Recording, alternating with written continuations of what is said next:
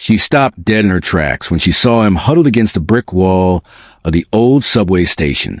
The expensive leather briefcase nearly slipped from her fingers. Her breath caught in her throat. Those eyes, even behind the layers of dirt and exhaustion, she recognized those eyes. The same eyes that looked at her with such hope 10 years ago. The same eyes she had turned away from without a second thought. Michael Harrison, the man who had once been her colleague, her friend, the person who had helped her land her first major account. And now he was here, broken, homeless, barely recognizable under the weight of whatever devastating circumstances had brought him to this corner of the city. Her heart hammered against her ribs. Every instinct told her to keep walking, to pretend she hadn't seen him, to protect herself from the uncomfortable truth staring back at her. But something deeper, something she had buried for a decade, rooted her feet to the cold pavement. This was the man who had asked her for help once before.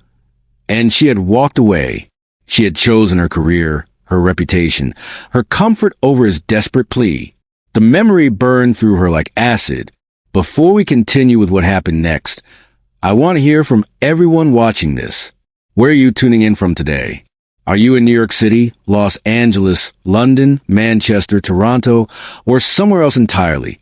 Drop your city in the comments right now, because this story spans multiple cities and touches on something universal that affects communities everywhere.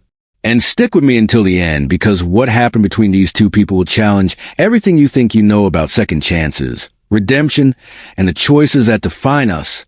Trust me, you need to hear how this unfolds. Her name was Rebecca Chen, and 10 years ago, she had been a rising star at Morrison & Blake, one of the most prestigious consulting firms in Manhattan. Michael Harrison had been the senior analyst who took her under his wing when everyone else saw her as just another ambitious graduate who would probably burn out within a year. He had stayed late countless nights helping her understand complex financial models. He had defended her ideas in meetings when partners dismissed them. He had recommended her for the Chun Industries account, the project that eventually launched her into the upper echelons of the company. But then Michael had made a mistake, not a moral failing. Not something criminal, just a miscalculation on a client projection that cost the firm a substantial account. Rebecca remembered the day he came to her office, his face pale, his hand shaking slightly as he held a folder of documentation. He had asked her to speak to the partners on his behalf, to vouch for his years of excellent work, to help him save his job. She remembered looking at him standing in her doorway, remembered calculating in that split second what it might cost her to associate herself with his failure. She had a meeting with the executive board in an hour. Her promotion to junior partner was on the line. Getting involved in Michael's mess could taint her by association. She had told him she was too busy. She had said she couldn't get involved in personnel matters. She had suggested he talk to HR. The excuses had flowed easily from her lips while her eyes remained fixed on her computer screen, barely looking at him. He had stood there for what felt like an eternity, but was probably only 30 seconds, then quietly closed her door and walked away. 2 weeks later, he was gone from the firm. She had heard through office gossip that he couldn't find another position at a comparable company. The industry was small, and word traveled fast about the analyst, who had cost Morrison & Blake millions. Rebecca had pushed the guilt down deep and focused on her career. She made junior partner within 18 months. Then senior partner 4 years later. She had built an empire of success on the foundation that Michael had helped create, and she had never looked back. Until now, until this freezing November evening when she found herself staring at the ghosts of her past, wrapped in tattered blankets on a street corner in downtown Manhattan. She approached him slowly, her heels clicking against the concrete with each hesitant step. He didn't look up immediately. His attention was focused on a small cardboard sign that read, "Hungry. Anything helps. God bless." His hands, once steady and confident as they navigated spreadsheets and presentations, now trembled as they held the sign. She noticed the dirt embedded under his fingernails, the gauntness of his cheeks, the way his clothes hung on a frame that had clearly lost considerable weight. When he finally did look up, there was no recognition in his eyes at first. Just a practice assessment of someone who had learned to quickly determine whether an approaching person meant kindness or cruelty. Then something shifted. His eyes widened. The cardboard sign slipped from his fingers. Rebecca? His voice was hoarse, barely above a whisper. It sounded like he hadn't used it properly in days, maybe weeks.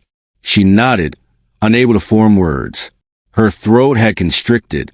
All her carefully crafted speeches, all her professional eloquence, had evaporated in the face of this moment.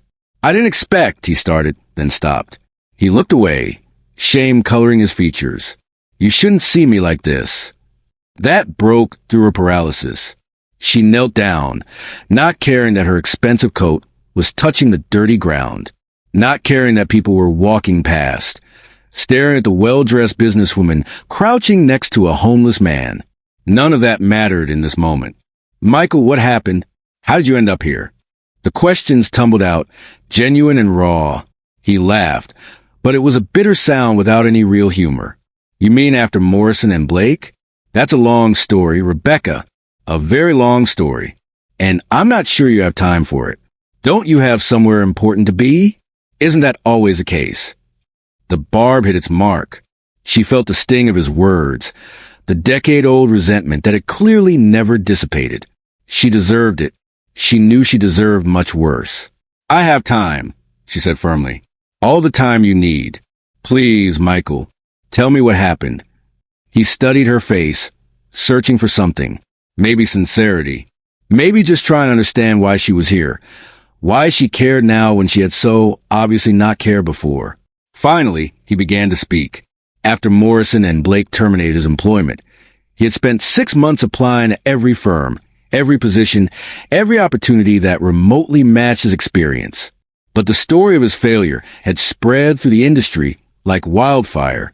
Every interview ended with subtle questions about the Morrison and Blake incident. Every promising lead dried up when references were checked. His savings dwindled as he paid rent on his Manhattan apartment, as he bought new interview suits, as he maintained the appearance of someone who was still part of that world. Then his wife left him. Jennifer had married an up-and-coming financial analyst with a bright future, not a blacklisted has-been who couldn't provide the lifestyle she had expected. The divorce was quick and brutal. She took the apartment, half of what remained of his savings, and she took their daughter, Emma. The custody arrangement gave him every other weekend, but without a job or a permanent address. Even that soon fell apart. He moved to a smaller place in Queens, then an even smaller room in Brooklyn. He took whatever work he could find. Bartending, data entry, delivery, driving. Nothing that required references from his previous career. Nothing that asked too many questions about the gap in his professional resume. But the jobs never lasted long. The economy crashed. Companies downsized. Rent kept increasing while wages stagnated. Medical bills piled up after a car accident left him with a herniated disc and chronic pain. He couldn't afford the insurance premiums anymore. The pain medication became too expensive. He started self-medicating with cheaper alternatives. He knew it was a mistake, but the physical agony was unbearable. The descent had been gradual, then sudden. One day, he had a room. The next day, he was evicted for missing 2 months of rent. He stayed in shelters for a while, but they were overcrowded and often dangerous. He started sleeping in subway stations, then eventually outside, when even the stations became too risky. He had been on the streets for 8 months now. 8 months of wondering how his life had spiraled so completely out of control. 8 months of thinking about the moment in Rebecca's office, when everything might have been different. Rebecca listened to every word, tears streaming down her face. She didn't try to wipe them away. She didn't try to hide her emotion. The enormity of what her refusal had cost him, had cost his family, crashed over her in waves. Yes, he had made a professional mistake, but he had been a human being who needed help, and she had treated him like a liability to be avoided. I'm so sorry, Michael, she whispered. The words felt pathetically inadequate. I'm so sorry. I should have helped you. I should have stood up for you. I was a coward, and I've regretted it every day since.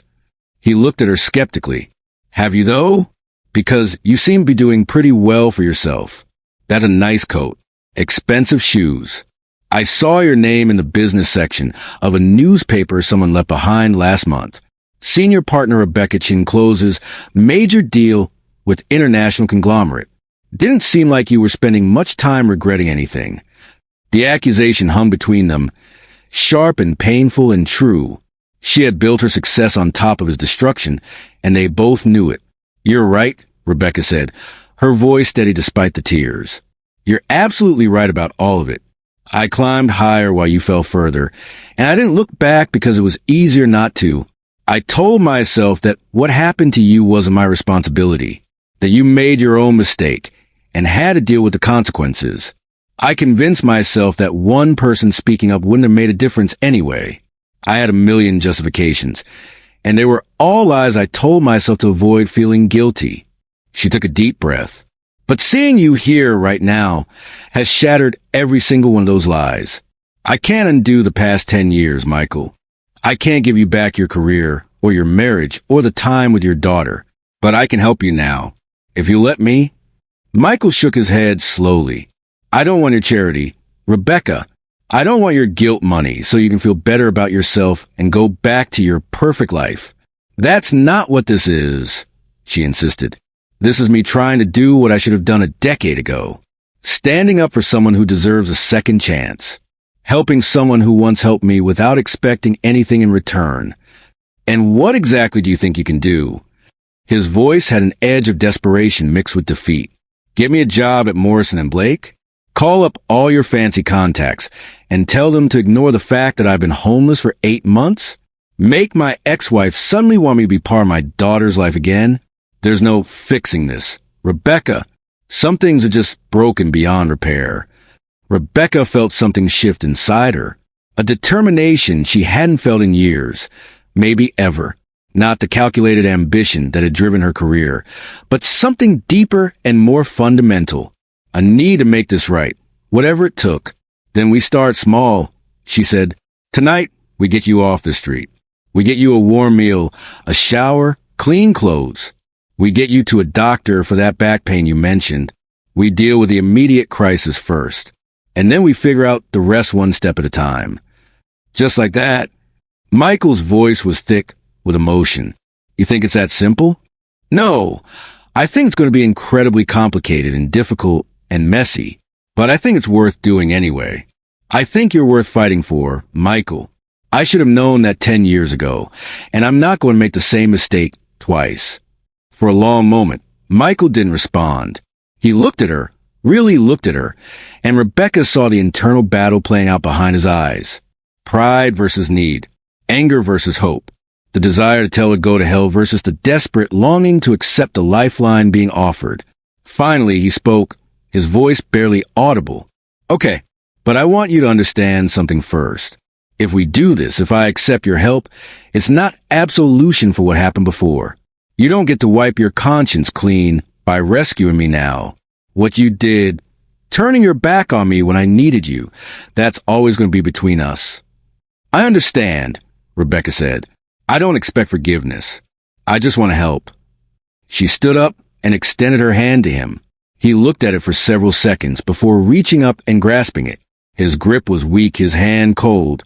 But when she pulled him to his feet, he steadied himself and stood on his own.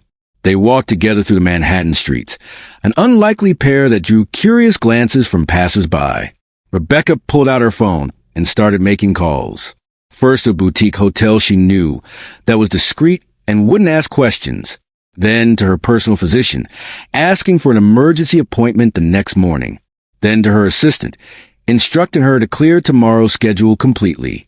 Michael walked beside her in silence, still seeming unable to believe this was really happening. When they reached the hotel, Rebecca got him checked in under her account, instructed the staff to provide anything he needed, and handed him several $100s in cash. "Take your time tonight," she told him. "Sleep in a real bed. Take a long shower. Order room service. Whatever you need. I'll be back tomorrow morning at 9, and we'll go to the doctor's appointment together. Is that okay?" Michael nodded, still looking somewhat dazed. As he turned to head toward the elevators, he paused and looked back at her. "Why now, Rebecca? After all these years, why do you suddenly care?" She considered the question, wanting to give him the truth he deserved. "Because I've been running from my guilt for a decade, and I'm tired of running. Because success built on someone else's destruction doesn't feel like success anymore. Because when I saw you tonight, I finally understood that the person I failed wasn't just you. It was me too. I failed to be the person I wanted to be, and I can't live with that anymore. Michael absorbed her words, then nodded slowly. See you tomorrow at 9. Rebecca watched him walk away, his gait still showing the effects of his back injury, his clothes still tattered despite being in the elegant hotel lobby. Then she walked out into the cold November night, feeling something she hadn't felt in years. Not pride in a deal well made or satisfaction at a goal achieved. Something more fundamental. Purpose. The next morning, she arrived at the hotel at 8:45. Michael was waiting in the lobby, looking different already. He had shaved. His hair was clean. He wore the same clothes, but they had been washed. The transformation was startling even though it had only been 12 hours. The doctor's appointment revealed what Michael had suspected. Significant spinal damage from the untreated car accident injury, complicated by months of sleeping on concrete and inadequate nutrition. The doctor prescribed physical therapy, pain management, and rest. Lots of rest in a proper bed with proper support. Over the next few weeks, Rebecca coordinated everything. She found Michael a small but comfortable apartment in a safe neighborhood. She stocked it with food and essentials. She drove him to physical therapy appointments twice a week. She helped him apply for disability assistance and navigate the bureaucratic nightmare of rebuilding his documentation after months on the streets. But she also did something more important. She listened. They spent hours talking, sometimes about the past, sometimes about the present, sometimes about possible futures. She learned about his daughter Emma, now 15 years old, who barely remembered him. She learned about his dreams of one day teaching, of using his experience to help young professionals avoid the mistakes he had made. She learned about his fears that he would never be whole again, never be someone his daughter could be proud of. And Michael learned about Rebecca too, about how success had left her feeling empty and isolated, about how she had pushed away relationships to focus on her career, only to realize too late that professional achievements couldn't fill the void of meaningful human connection, about how she had watched herself become someone she didn't recognize, someone who valued deals over people, profit over principle. 3 months after that night on the street corner, Michael's physical therapy was progressing well. The chronic pain had decreased significantly. He had gained back some weight and looked healthier than he had in years. Rebecca had quietly reached out to contacts in the education sector, exploring opportunities for someone with Michael's experience who wanted to transition into teaching. One evening, as they sat in his apartment reviewing application materials for an adjunct professor position at a community college, Michael set down his pen and looked at her directly. "I need to tell you something," he said, "and I need you to hear it without trying to argue or deflect." Rebecca nodded, sensing the importance of the moment. "What you've done these past 3 months, it's been extraordinary. You've literally saved my life, and I don't say that as hyperbole. I was dying on that street corner, maybe not immediately, but gradually and certainly. You pulled me back from that edge. You gave me hope again when I thought I had none left." He paused, gathering his thoughts. "But here's what you need to understand. This doesn't erase what happened 10 years ago. It doesn't balance some cosmic scale. You don't get to mark this down in the redemption column and call it even.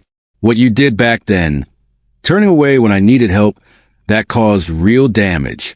To me, to my family, to my daughter's childhood.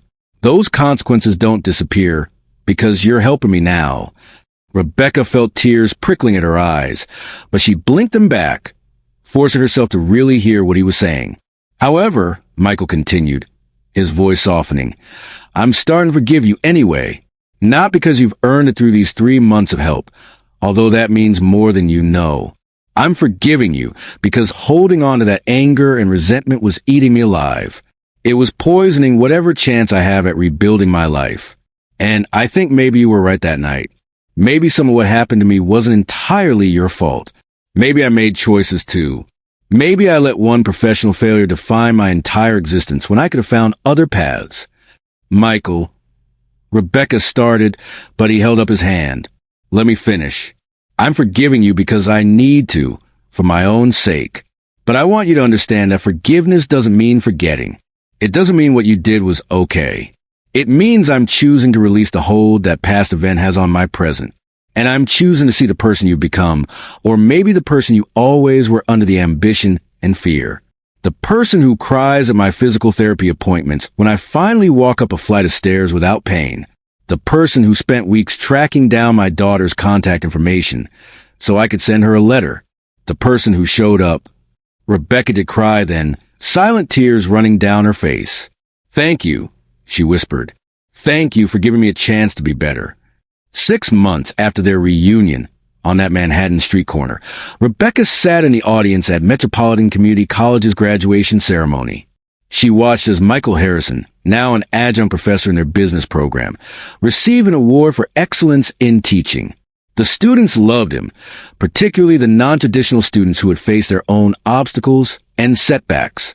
He taught them not just about business and finance, but about resilience, about second chances, about how failure doesn't have to be fatal. But the moment that made Rebecca's heart swell happened after the ceremony. She saw a teenage girl with dark hair approach Michael hesitantly. Emma, his daughter. They had been slowly rebuilding their relationship through letters and supervised visits. This was the first time Emma had attended one of his events. Michael's face transformed when he saw her, pure joy mixed with nervousness. They hugged awkwardly at first. Then Emma said something that made Michael laugh, and the awkwardness dissolved. Rebecca watched from a distance, knowing this moment belonged to them. Later, as the crowd dispersed, Emma approached Rebecca. "Are you Rebecca Chin? My dad talks about you all the time." Rebecca felt a flutter of anxiety. She had no idea what Michael had told his daughter about their history. "Yes, I'm Rebecca. He said you saved his life," Emma said directly, with the blunt honesty of teenagers. "He said you found him when he was homeless and helped him get back on his feet." Rebecca glanced at Michael, who was watching the exchange with interest. "I helped," she acknowledged carefully, "but your father saved himself. He did the hard work of rebuilding his life." Emma studied her for a moment. "He also said you were the person who didn't help him before, when he first lost his job, that you turned your back on him when he needed a friend." The words hit like a physical blow, but Rebecca forced herself to meet Emma's gaze. "That's true. I made a terrible choice 10 years ago, and your father paid the price for it. I'm sorry for that, more than I can ever express." "But you came back," Emma said, and there was something in her voice that wasn't accusation. It was understanding. "You made a mistake, but you came back and fixed it. I think that matters. My mom says people who make mistakes are worthless, but I don't think that's true. I think people who make mistakes and then work to make them right are actually kind of brave." Rebecca felt her throat tighten. She looked at Michael, who had tears in his eyes. In that moment, she understood something profound. Redemption wasn't about erasing the past or being absolved of guilt. It was about choosing to show up anyway, even when you didn't deserve a second chance. It was about doing better going forward, even when the damage you caused couldn't be fully repaired. "Thank you, Emma," she said softly. "That means more to me than you know." As Rebecca left the ceremony that day, she thought about the woman she had been 10 years ago. Ambitious, focused, determined to succeed at any cost. And she thought about the woman she was now, still successful professionally, but with different priorities. Someone who understood that the most important measure of a person wasn't their title, or their bank account, or their corner office. It was their willingness to help others, especially when it was difficult, or inconvenient, or didn't benefit them personally. She had spent a decade running from the guilt of her worst moment, but in facing it, in choosing to help Michael when she found him broken and homeless, she had discovered something unexpected. Not absolution, because she didn't deserve that, but purpose, connection, meaning. The story didn't have a perfectly neat ending. Michael's life was better but still complicated. His relationship with Emma was improving but required constant work. His back pain was manageable but would likely be chronic. Rebecca's career had suffered somewhat because of the time and resources she had devoted to helping him, though she discovered she cared less about that than she would have expected. But they had both found something essential that night on the Manhattan street corner. The recognition that we are all one catastrophe away from destruction and one act of kindness away from redemption. That the choices we make in our worst moments define us, but so do the choices we make to rectify those mistakes. Rebecca Chin had been given a rare gift, the chance to face the consequences of her failure directly, the opportunity to transform her greatest regret into meaningful action. Not everyone gets that chance. Not everyone takes it when they do. She had almost walked past Michael that November evening, almost pretended she hadn't seen him, almost protected herself from the uncomfortable truth of what her choices had cost. But something had made her stop, some last ember of conscience that refused to be extinguished by a decade of self-justification.